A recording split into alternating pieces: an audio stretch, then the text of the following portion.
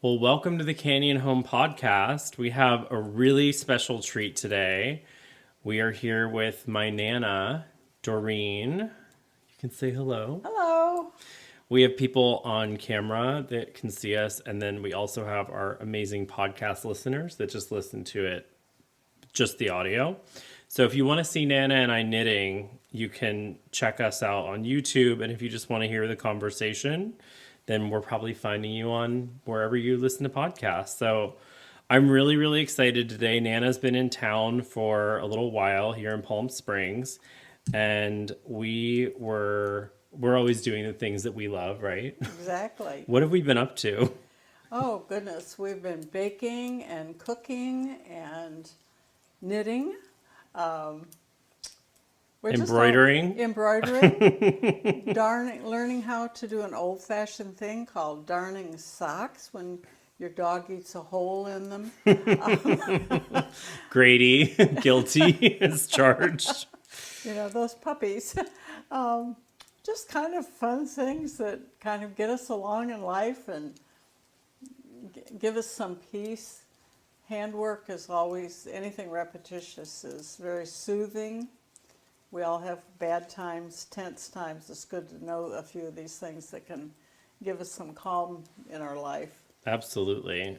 That's really the conversation that I wanted to have with you because my entire life Nana's always been knitting. What's your quote? Oh, if I'm sitting, I'm knitting. And it's true. I've witnessed this my whole life. And as a kid, it's just part of what you're used to seeing your Right, grandparents do. right. Papa was always golfing, you're always knitting, and it's funny because you don't think about maybe a deeper meaning when you're a kid. It's just whatever it is. And we've been having this conversation on the podcast the past few episodes.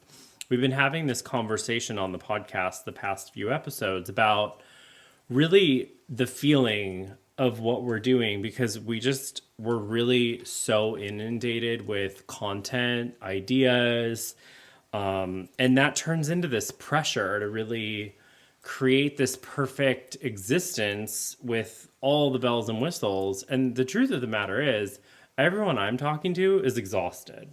And Yes, so having the conversation about what's the point? Why are we yes, actually doing these things with our hands? yes. Because I think even just 20 years ago, we weren't as inundated, Exactly, you know? exactly. I think with the internet, things are upon us immediately, and whereas before we had to pick it up from a newspaper, a friend, a neighbor, television, but that was about it. Yeah, well, we didn't have 5 million channels either. No, no, that's true. Which it's great because if you have a niche, like I love watching this show where they renovate barns and they Oh, move I love barns. that. I love that Yes. show. Well, I So, love wood. yeah, so if you have a niche, it's great. So there's a lot that's positive, but I think really distilling down to what makes you happy and what you're really looking for and sort of quieting the noise is really essential. And so I wanted to have this conversation about sort of doing things with your hands and, why that can be something that's helpful and soothing instead of something that's, trying to do something, actually Exactly. trying to just exist and enjoy.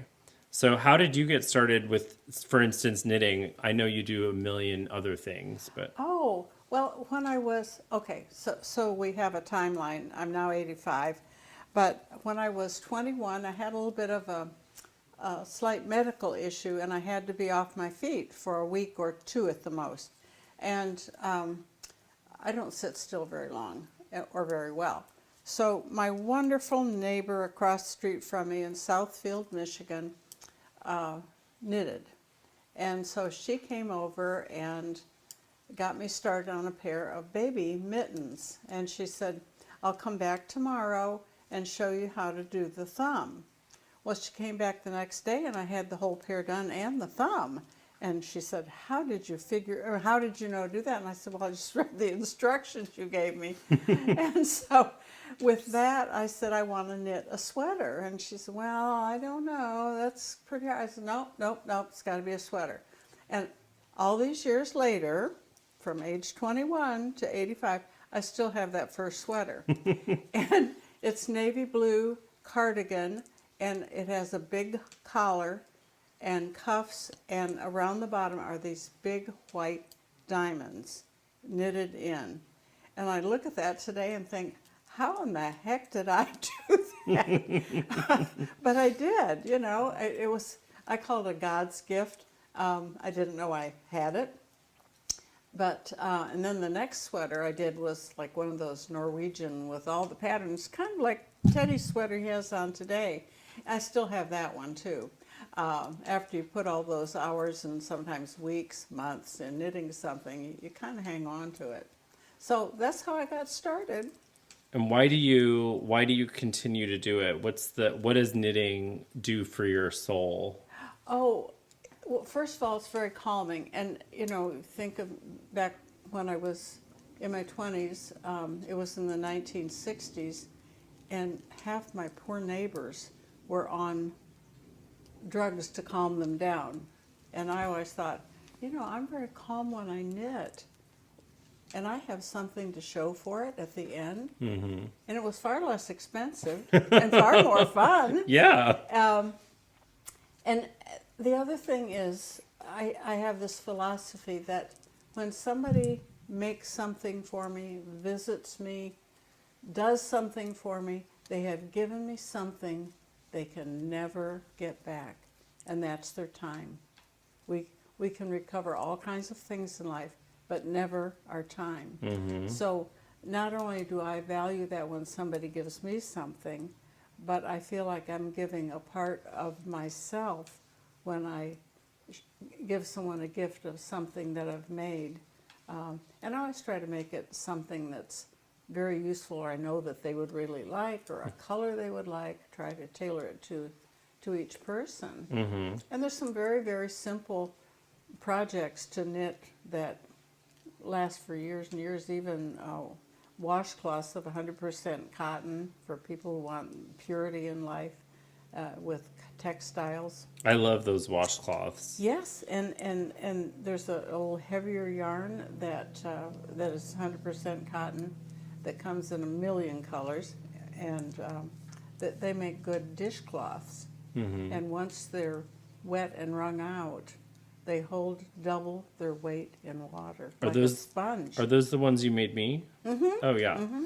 Of course, I had to have them the same color as the cabinets. Well, of course. Of course.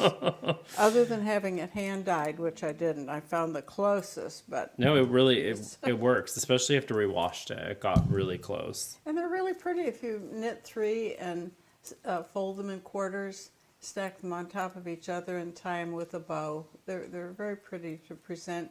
You can even put them in a old brown or white luncheon bag, paper bag, and you know, they're just cute and nice, and it's something everybody can use. Wait, are those washcloths? Those are knit?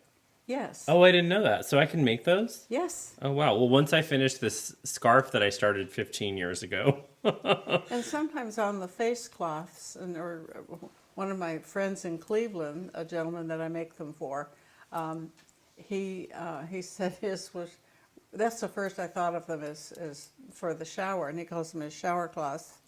And he said they were still bright and colorful. I thought, well, the ones I use for the shower are usually white. And he said, oh, I thought they were for the shower. Oh. So anyway, I usually then crochet an edge of a different color over these white ones for the bath.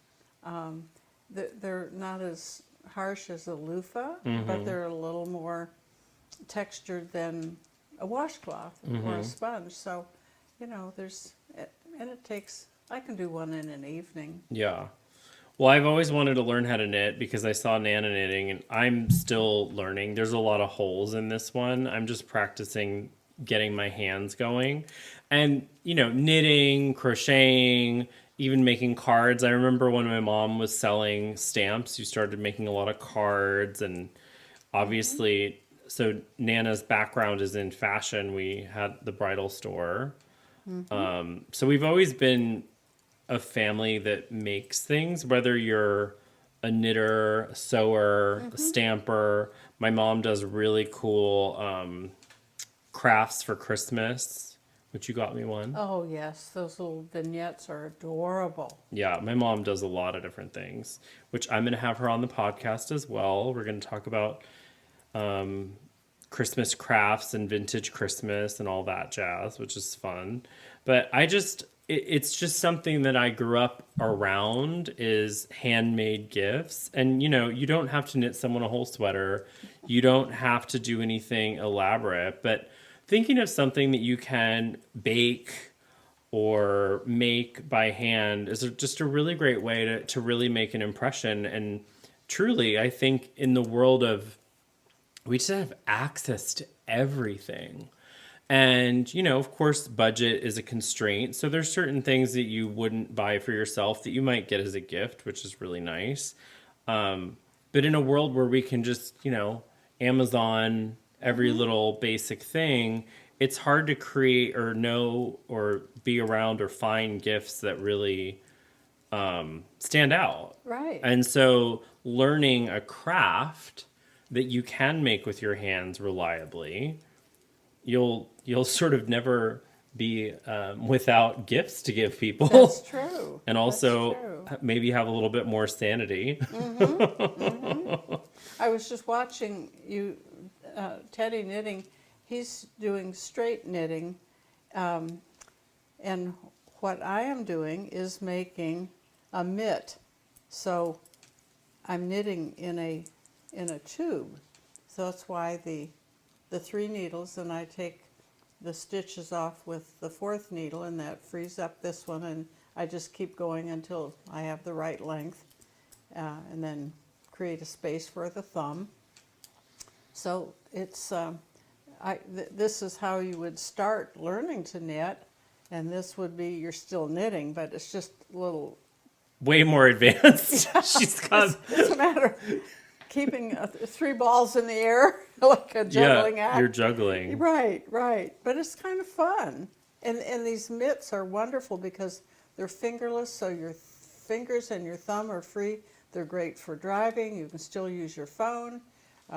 These are going to be for my youngest daughter who sings with the St. Louis Bach Society. And sometimes the rehearsal halls are a little chilly, and so she'll have these on just during rehearsal, of course, but she'll have her fingers exposed so she can page through her music. You're back to making stuff for Nana or for Ann Ellen's singing career. Right. Growing up, Ann Ellen was Cinderella in the school play, and after that, I wore that Cinderella dress to tatter. I loved that dress. It was well, that would have been like the late 80s, right?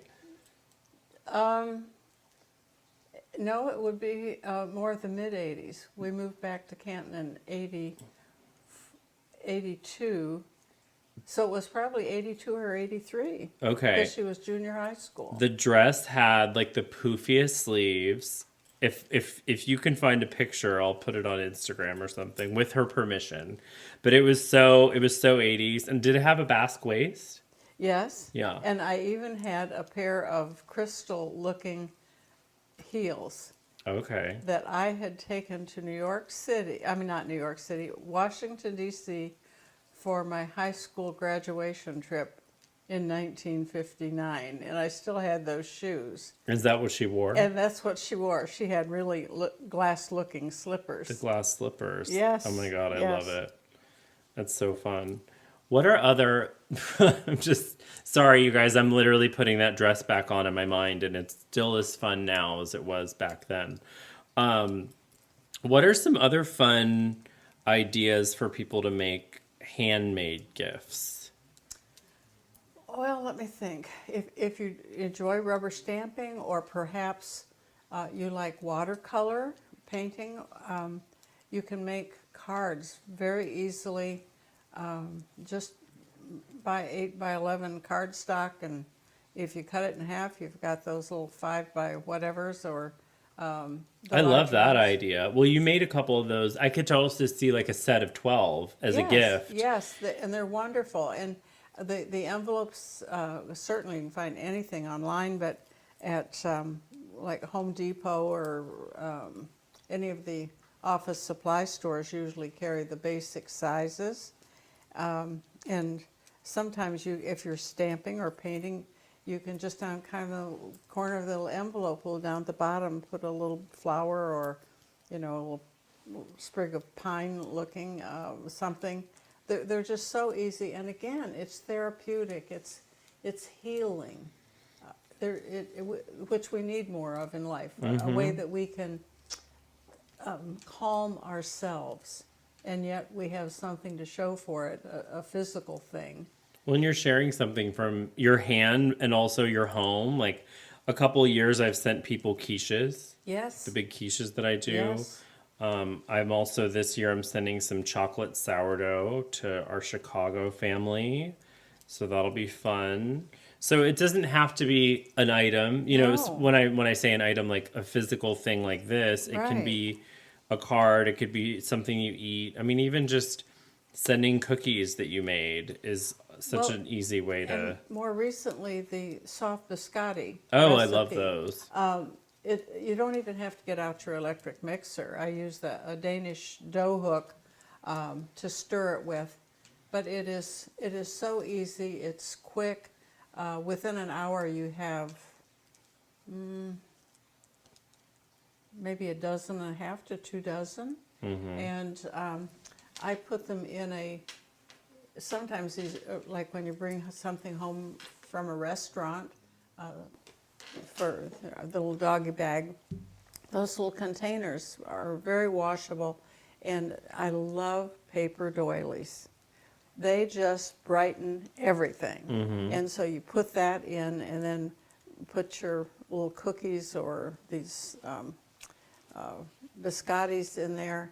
And with the biscotti, it's a basic recipe. Recently, I've done them with peanut butter. Tried that, was great.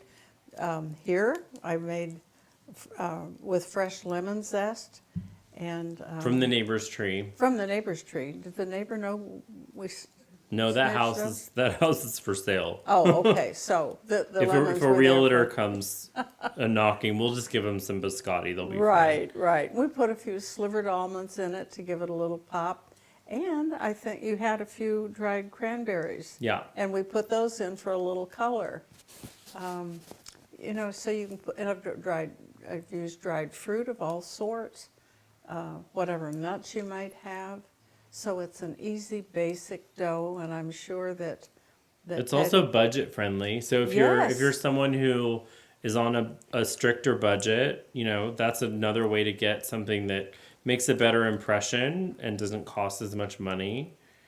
And I mean, back, we'll say in the day, it was much more popular to get a handmade gift, right? Yes. Like a lot of people definitely. just made more things. Well, and then I grew up during the Second World War, and our country didn't manufacture anything other than something for the war effort.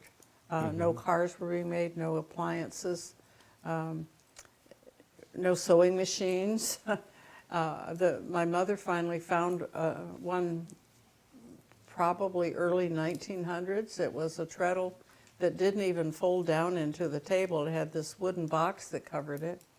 And she put it in layaway because she didn't have the $10 to pay for the whole thing at once.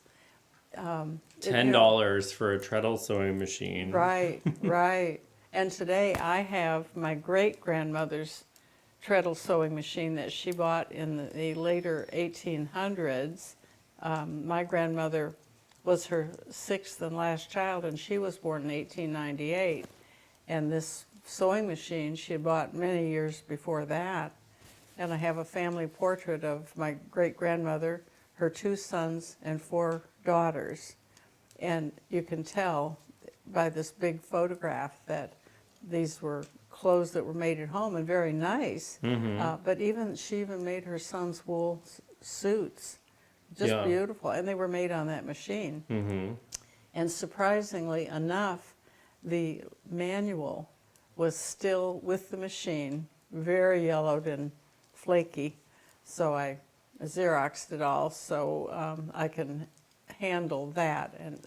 And every attachment is still with it, and yet she sewed on that machine probably almost every day. Wow. So it's kind of fun, and all these things that you can pass on to other people in your family or a friend when you don't need it anymore. But it's I have all, Nana's sewing machine that she used while I was growing up. yes, Well, at least one of them. I think yes, it's the one that reminds me of you. It's so funny because Nana gave me well, this would have been Papa's mom's sewing machine, which was from the early 1950s, and that was my sewing machine that I used.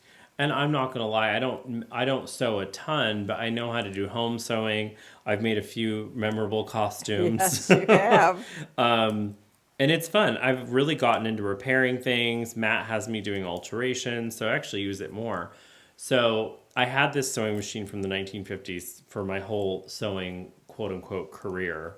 And then Nana gave me the one that she had when I was growing up. And it's from like the mid 80s, the FOF. I think it's from the mid 80s. Yes, it is. I think they're called the 1471 FOF. And the reason there's wonderful machines on the market, but the reason I liked the FOF is because it had a built-on walking foot. And if you're sewing with sheer fabrics or any fabric with a pile like corduroy or velvet, you need that. Every machine you can buy an attachment for, but an attachment is never as good if it's built on the machine originally. And then when I opened Doreen Leaf Designs, the bridal salon, and we were handling all kinds of fabrics, and we were known for restoring vintage and antique wedding gowns worldwide, and we're handling fabric that could be up to a couple, 100 years old. And again, I had to have precision, and that's why we used the FOFs. And my whole sewing room, I think we had 6 or 8 FOF, that particular model. Yeah. They're marvelous. When I started sewing on it more recently, I don't know, maybe a year ago, I was like, it has a computer. I mean, kind of, it's computerized. It has buttons. Everything is just so easy. I could like press the button and put the needle down, like just simple things that would be on any sewing machine now. But because I was used to one from the 1950s, it was like a revelation. So I joked, I said, if she would have sent this to me earlier, I would have finally become a fashion designer. Because growing up, that's what I totally thought I was going to be, because I'd be at the bridal store. And, when I was homesick or whatever, I would be at the bridal store and then they'd put me to work. So I'd be steaming veils and cleaning things up. And then Nana had all these fashion documentaries. So I'd sit there and watch those, which I loved. Roger Vivier, my favorite, Unzipped. So when I was growing up, you couldn't tell me that I wasn't going to be a fashion designer. But when I went to, which you actually ended up being a professor at the school I wanted to go to. So I thought that I'd have an in, but unfortunately my GPA did not get me there. But oh well, it is what it is. I ended up where I was supposed to. Yes, yes. Well, sitting here in Palm Springs makes me think of my friend Claire Schaefer that taught couture sewing techniques, and I was on a list waiting for 2 years to take a class for her in the summer at one of the Michigan universities. Oh, that was in Michigan? Yes. Oh, wow. Yes, she came all the way from Palm Springs to Michigan to teach. In the summer, that makes sense. Yes. Claire was like, get me out of here. Get me out of here. And so I was one of the few students that Claire approached me, and she said, I would really like you to consider going to Paris with us to study. And I did. And I went several times. And I just think of the wonderful people that have just been dropped in my life that have made such a difference, and that I can go ahead and pass this information on to another generation. And so I had an opportunity to help out at Kent State University for 2 years until they could find a full-time professor, because theirs had retired, and the person they hired had something come up in their family where they couldn't take the job, physically come and take the job for 2 years. So And I got to go visit. yes, yes. So I taught the seniors in the School of Fashion, taught them the couture techniques. And now I know why dedicated teachers love it so much, because when you see that aha moment on a student's face, and I had many students who were from other countries, and there was a language barrier, and I wasn't going to give up. I would just keep showing them or rewording it or whatever, and you see that aha moment. It's so exciting. I love that. I get that with cooking classes a lot. Yes. And obviously online, just people learning different things. And that's the whole point, right? I've always Exactly. said, and I think I've said this on the podcast as well, it's like you don't own it until you give it away That's right. when it comes to knowledge. And how wonderful to enlighten and brighten someone else's life. Yeah, I You know? agree. That's the whole point, right? Exactly. I mean, and especially when you're doing things like this, making things with your hands, you might inspire someone to learn to make it themselves as Sure, well. sure. Or ask, yeah. right? Yeah. No, it's wonderful. Nana, I'm not going to, what do you always say? You always say, I'm not going to win anything at the county fair. Oh, I always say, well, I'm not going to enter this in the county fair. I'm not I'm just going to make it. I'm not entering this knitting into the county fair. This is truly just my practice that has dropped stitches and all that, but I'm just trying to get the tension going. I'm trying to get it in my hand. When I say in my hand, I mean the knowledge in my hand. I always said that when I was learning how to be a hairstylist. I was like, when you know it in your hands, you know, I don't need to look at a video or a book to do a blow dry, which I just did Nana's hair, her new look. Brought back a hairstyle I wore in the early 1980s, I think. Well, Kind of the Sassoon look. yeah.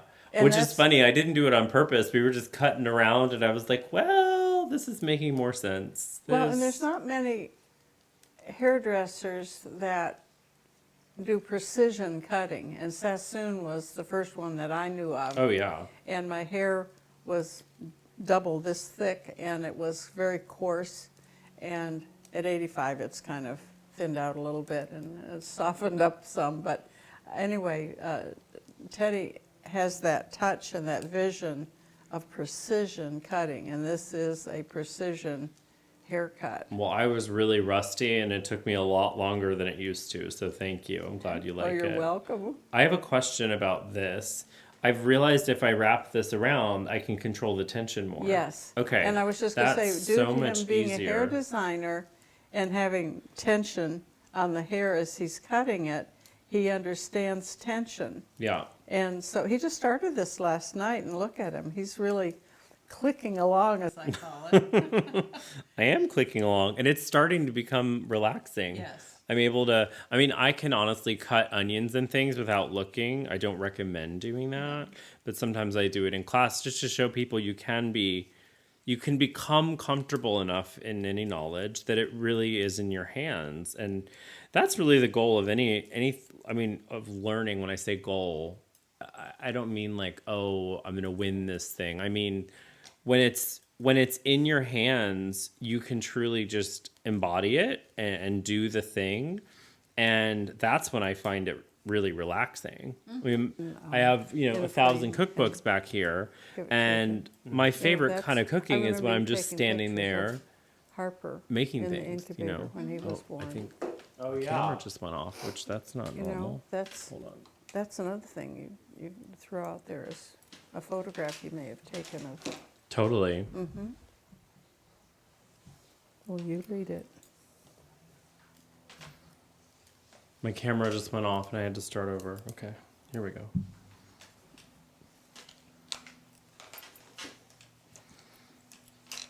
Okay, let's see here. Let me get back on my knitting here. All right. So, what are some other things we can make by hand, especially if you're just starting out and a knitting project or something like that is a little too much for you at the moment? Well, another thing is if you have taken photographs of an event, if you don't even have to go and buy a new frame, but you could also go to a resale place and find a beautiful frame and give that as a gift. That's so meaningful to people. That's where I always get my frames. I'm always at the thrift store buying frames. I'm trying to learn how to mat again. Yes, that's a precision thing. I found this kit at a thrift store Oh, on cutting mats. I just haven't gotten to it yet. It's on the list. it's on the to-do list, the learn list. Nana's house is like a workshop for things made by hand. And going through your studio is kind of like I don't know, like a time capsule Yes. of all the different things. And the oldest thing being my great-grandmother's sewing machine, her treadle sewing machine. But I remember going through, because you did like costumes and things for Yes. the 1800s town and Yes. all that kind of stuff. So it's really fun rooting around in Nana's studio, because you never know what you're going to find. Well, it's 400 square feet and it's packed full. It's packed. I got a lot of really beautiful mother of pearl buttons and made those poinsettias, which were fun. You'll have to I'm show working them on a that. wreath. Yeah, I'll put it on my Instagram. But I just love the conversation, because it's just something that I think is so normal in your world that's not as normal in everybody else's world, and it's something that I've wanted to embrace more of. And the more that I've put my phone down and put something like this in my hands, it, regardless of how it turns out, it's relaxing, and it's a different challenge, Yes. as well. It's a different challenge. Like, I got this embroidery kit. I'd never embroidered anything, but Matt always wears like cute sweatshirts and stuff like that. And actually we got a stain on something that we just couldn't get out. It was his favorite sweatshirt. And so he bought these appliques, and then I just sewed them on the stain and then sewed them around in little parts to make it all make sense. And it was so cute. And so then I got served this ad for this embroidery kit, and I was like, well, that could be fun. And it was funny because there's just something that I love about not knowing how to do something, actually, because the first couple times I always say you're all thumbs, Exactly. There's something that's kind of great about that. And I just feel like so many of us see this world that's everything looks all put together and everybody knows how to do everything. And so when you're like, no, I don't actually know how to do this thing, but I think it would be interesting, that's a whole different energy, Well, it's that feeling of accomplishment. Yeah, that's true. Accomplishment. Also just the curiosity, I mean, Like how is that made? like, I'm really curious about knitting. I don't know much about it at all. And for you, you know how to do it. And so you're showing me. It's like a little snowball. There will not be any snowballs here in Palm Springs, but. Well, I was thinking something else is that I kind of collect when I'm in a resale shop. I look for small baskets, and they're adorable to put those cookies or whatever in, and maybe even pick up a box of tea, depending upon how elaborate you want to make it, but it's tailored to the person you're giving it to. Yeah. Another thing is you can just put together, it's not that you're making everything, but in a little basket with maybe some tea, some little biscuits, and even a lovely package of cocktail napkins. It's just... Yeah, you don't have to actually make the thing, but assembling a gift is also a really special thing. Exactly. I agree with that. And you're tailoring it to that specific person, and you're giving your time. You've gone out to shop these things, but keep 3 or 4 little baskets around in case. You could even put a jar of soup, homemade soup or something, in this basket. I've done that. I've Yes. totally done that for Yes. neighbors and things, especially when Yes. they're sick. That just brings up another point that I think is something that I've really picked up from you and the family is that concept of anticipation. I mean, in a given year, you're going to give several gifts to people. And so when you are at a resale shop, picking up that little basket, knowing I don't have a use for it at the moment, but this is going to go in my little spot where I put gifts together, then it's going to be prettier and you're going to save time and money because you already are prepared for it.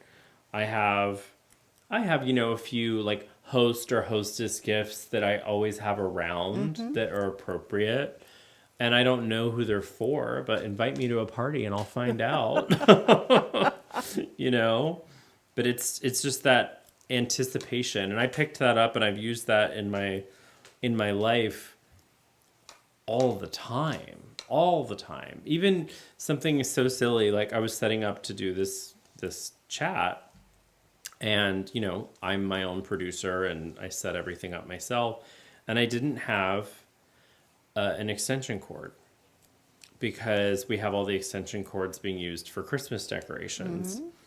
And I was thinking. And even, our big industrial one is running what is it called? The refrigerator that we have in the garage right now. And so we're really just low on extension cords. And I was like, oh, it's in my hair kit. Because every time I would go to do someone's hair on set, I needed an extension cord. And so it didn't take me long to include an extension cord in my kit. So I have kits for hair, I have kits for food, my kits have kits.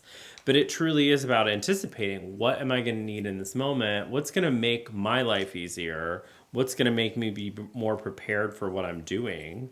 And, you can apply that to your daily life of, oh, I'm going to have a gift ready for someone, or you hear that someone has bad news and you have something that you can offer that could just brighten them a little bit. Sure. And it's presented in a way that makes you happy because you thought of it ahead of time. I love that.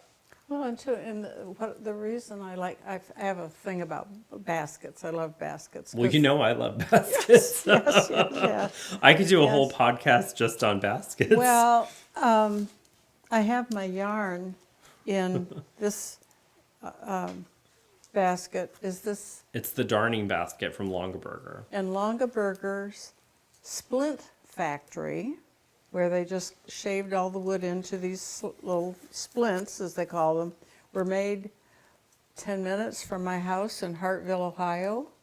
And Which I didn't know that until I fell in love with them again. yes, they were an amazing company who really thought of families first. They employed many husband and wife teams, but they would not allow them to work the same shift because they felt strongly that parents should raise their own children, rear them. And so it's so sad that they're no longer in business. But anyway, when you give a gift of whatever in a basket, most people keep the basket and reuse it, and then it warms their heart each time and they think, oh, so-and-so gave me such and such and that. Mm-hmm. Yeah, I love it. yeah.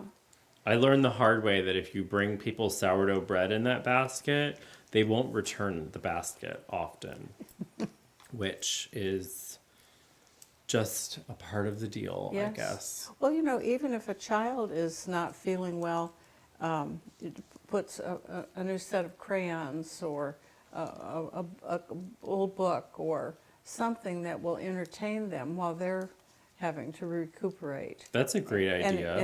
And the basket gives them something to keep little things in. Mm-hmm. A little coloring book with crayons is always great.